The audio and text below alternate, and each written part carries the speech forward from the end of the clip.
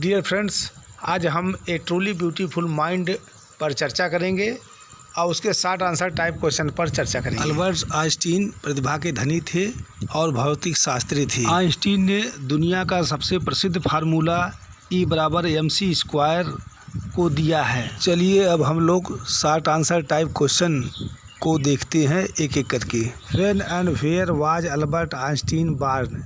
Albert Einstein का जन्म कब और कहाँ हुआ था? Albert Einstein was born in March 14, 1879 in the German city of Ulm. Albert Einstein का जन्म 14 मार्च सन 1879 को जर्मनी के उल्म शहर में हुआ था। What caused his mother to think he was a freak? उसकी माताजी ने क्यों सोचा कि वह सनकी है? His mother thought him that he was a freak because his head was too large to her. उनकी माताजी सोचा करती थी कि वह सनकी है क्योंकि उनका सर उनको बड़ा प्रतीत होता था।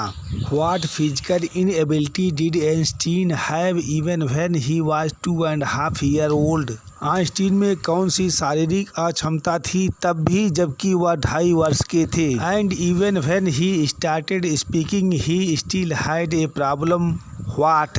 और जब उसने बोलना शुरू किया तो उसे एक समस्या थी, वह कौन सी समस्या थी? When he was 2.5 year old Einstein still was not talking. जब आइंस्टीन 2.5 वर्ष के थे तो बात नहीं कर पा रहे थे। ही वाज लेट टॉकर, वह देर से बात कर पाए। When he started speaking he uttered everything twice. जब वह बात करना शुरू किए तो हर बात को 2 बार बोलते थे। Why did his playmates call him boring brother? उनके खेल के साथी उन्हें उबाऊ भाई क्यों कहते थे? His playmates called him boring brother because he was an introvert and did not take part in the games with others. उनके खेल के साथी उन्हें बोरिंग ब्रदर कहते थे क्योंकि वह अंतर्मुखी थे और दूसरों के साथ खेल में भाग नहीं लेते थे। What did a headmaster once tell his father? एक प्रधानाध्यापक ने एक बार उनके पिताजी को क्या बताया? A headmaster once told his father that what Einstein chose as a profession would not matter because he would never make a success at anything.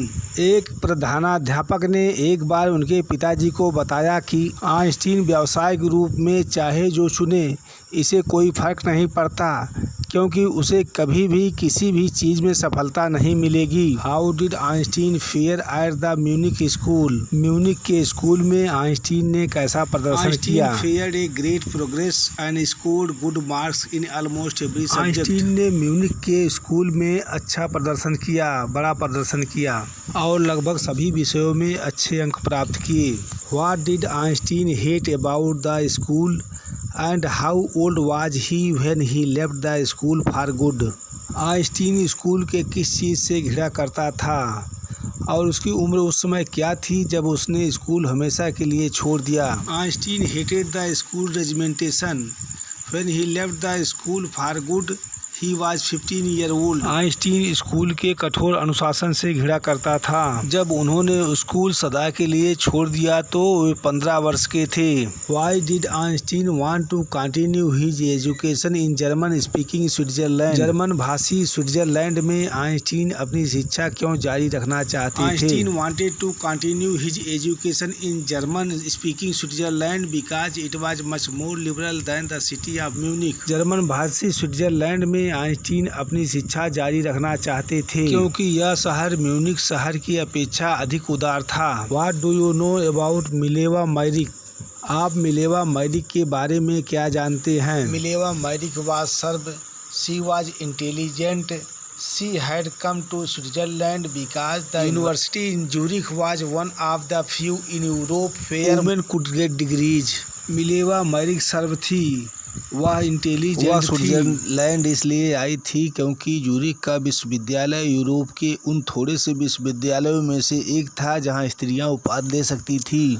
After being a university graduate in 1900 what did Einstein do to earn money? 1900 में university graduate होने के बाद Einstein ने धन कमाने के लिए क्या किया? After being a university graduate in 1900 He worked as a teaching assistant and then in 1902 worked as a technical expert in the patent office in Bern. 1900 में यूनिवर्सिटी ग्रेजुएट होने के बाद उन्होंने सहायक अध्यापक का काम किया और इसके बाद 1902 में बर्न के पेटेंट ऑफिस में तकनीकी विशेषज्ञ का काम किया। What was Einstein's special theory of relativity? Einstein का सापेक्षता का विशेष सिद्धांत क्या था? Einstein's special theory of relativity was that time and distance are not absolute. Einstein की सापेक्षता का विशेष सिद्धांत था कि समय और दूरी निरपेक्ष नहीं है। What brought proof that Einstein's general theory of relativity was accurate? इसका प्रमाण किस चीज ने दिया कि आइंस्टीन का सापेक्षता का सामान्य सिद्धांत सटीक था? An eclipse of the sun in 1919 brought proof that Einstein's general theory of relativity was accurate. Einstein had correctly calculated in advance the extent to which the light from fixed stars would be deflected through the sun's gravitational field. 1919 के सूर्य ग्रहण ने यह प्रमाण दिया कि Einstein की सामान्य सापेक्षता का सिद्धांत सटीक है। आइंस्टीन ने पूर्व में ही उस विस्तार की सही गणना कर ली थी जिस तक कि कुछ निश्चित तारों से सूर्य के गुरुत्वाकर्षण क्षेत्र से होकर मुड़ जाएगा। When did Albert receive a Nobel Prize and for what? Albert को नोबेल पुरस्कार कब मिला और किस लिए? Einstein received the Nobel Prize in 1921 for physics. Einstein को नोबेल पुरस्कार 1921 में फिजिक्स के लिए मिला। To whom did Einstein write letters? Einstein wrote letters to the American President Franklin D. Roosevelt and to the United Nations. Einstein ने letter को अमेरिकी राष्ट्रपति फ्रैंकलिन डी रूजवेल्ट को और यूनाइटेड नेशंस को लिखा। But over the next decade Einstein turned to the politics. What did he want? लेकिन अगले दशक में आइंस्टीन राजनीति की तरफ मुड़ गई। वह क्या चाहते थे?